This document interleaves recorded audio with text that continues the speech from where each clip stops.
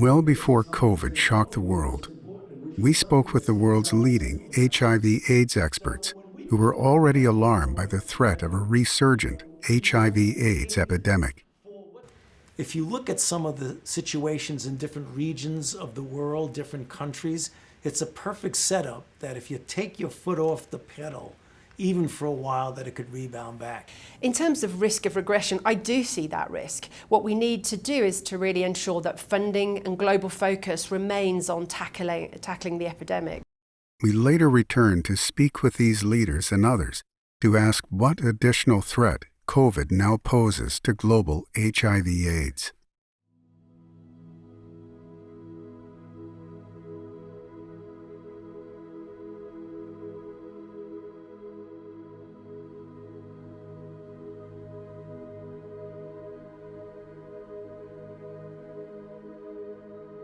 I think if you just look at what's going on throughout the world, I think you'd have to come to the conclusion that it is a threat, a serious threat to what we have been trying to do in many cases quite successfully with HIV.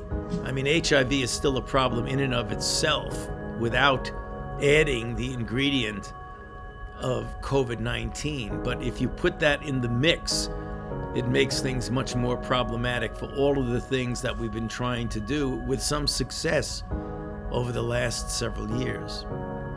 Let's not forget that the AIDS response was not on track before the COVID epidemic, and we were not going to reach the goals that were set by the UN.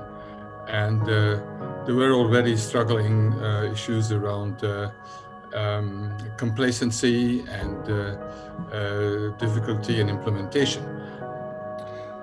COVID-19 presents a risk to all the other diseases impacting particularly the poorer and more vulnerable communities in the world. I truly hope that this pandemic will be a wake-up call to the world that, you know, if you neglect infectious diseases, economic and human damage is absolutely huge. I mean, health is the bedrock of our lives, of our living standards, and you know, no infectious disease can successfully be fought at the expense of another, and therefore we need to come together to take a cohesive approach, and tackling HIV/AIDS is a really important part of that. In terms of our response to HIV, we have accomplished a lot. And now is not the time for us to slow down our investments in HIV and reverse those gains that we've made. And I think in the midst of emerging and new challenges, it's quite easy for our focus and gaze to change there.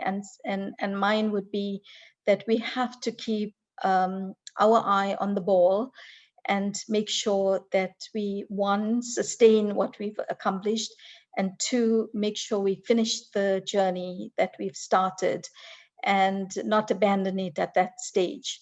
COVID presents both a public health challenge that threatens both HIV and TB, and it presents a funding challenge to the sustainability of our efforts with HIV. I think there also are some very specific policy areas where these interactions are really a problem. The acute episode of what people have experienced obviously has caused significant trauma. The long-term consequences, the medium and long-term, I'm particularly worried about because of the devastation it's had on families and their economic base. And if less young women are able to stay in secondary school and go on to universities, then we will lose ground. And I think what is important is that we rethink the narrative of HIV. What does it mean? How does it fit in the post-COVID world?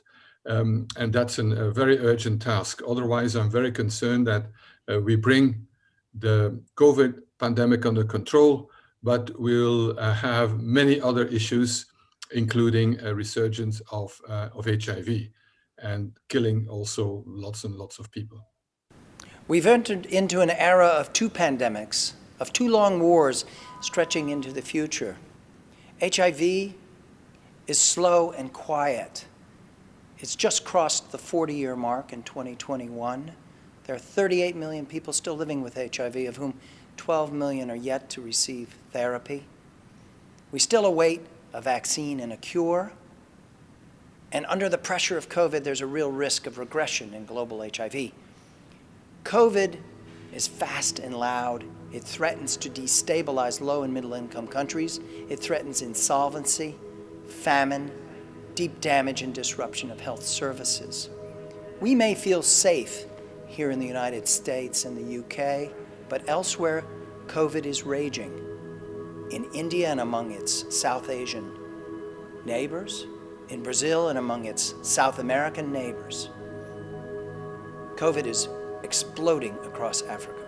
We urgently need a new concept of health security that encompasses these realities and integrates actions. Inequities stand at the base of both pandemics. We need to put a special focus on the dispossessed, the vulnerable, the marginalized, and the gross disparities in power and access. Any new concept needs to speak to what we saw in KwaZulu-Natal, in Soweto, in Kyiv, in Odessa, and in Memphis and East Arkansas. These front lines are where the hard work of the future truly lie. Any new concept needs to drive forward partnerships with industry that generate new technologies that are affordable and accessible.